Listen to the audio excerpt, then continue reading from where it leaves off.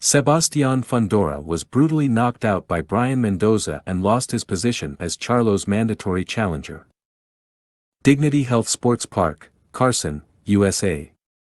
WBC Super Welterweight Eliminator with interim title at stake. On paper, it seemed that American Brian "La Bala" Mendoza did not have the ability to consistently deal with success with his compatriot Sebastián "the Towering Inferno" Fundora, and that only his drastically improved physical performance, and the undefeated favorite's tendency to trade unnecessarily, gave him a chance. Well, this was exactly the case. Since Fundora won all the rounds, the judges' scores were 60-54, 60-54 and 59-55, before, in the 7th round, an oversight at short range led him to suffer a brutal knockout defeat with which he loses his position as a WBC Super Welterweight mandatory challenger. It seemed that Mendoza's plan was to confuse and wear down the tall Fundora.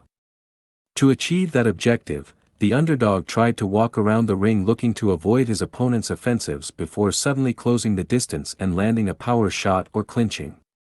However, the strategy in general was unsuccessful, since in the long distance Fundora reached him with his long arms without Mendoza having the defensive, technical or tactical resources to avoid the attacks, while at close distance the Towering Inferno answered him with hard uppercuts or with combinations of hooks. After 6 rounds, Mendoza was the one being worn down, since he received an increasing quantity of hard power shots, especially uppercuts, which were punishing him and bloodying his nose.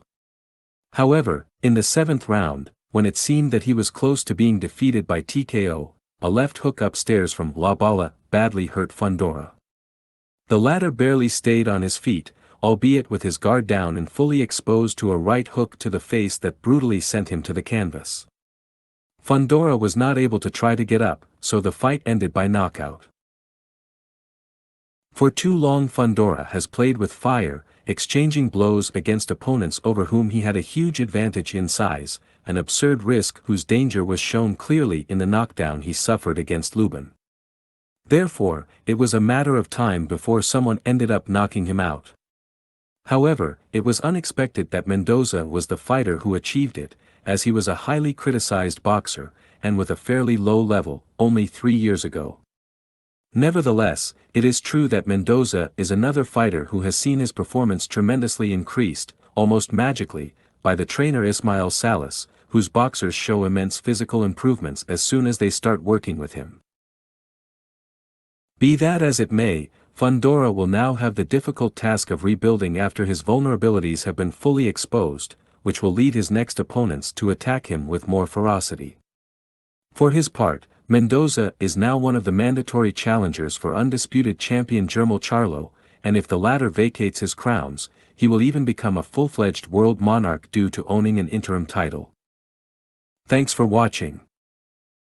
More info, news and videos at our website.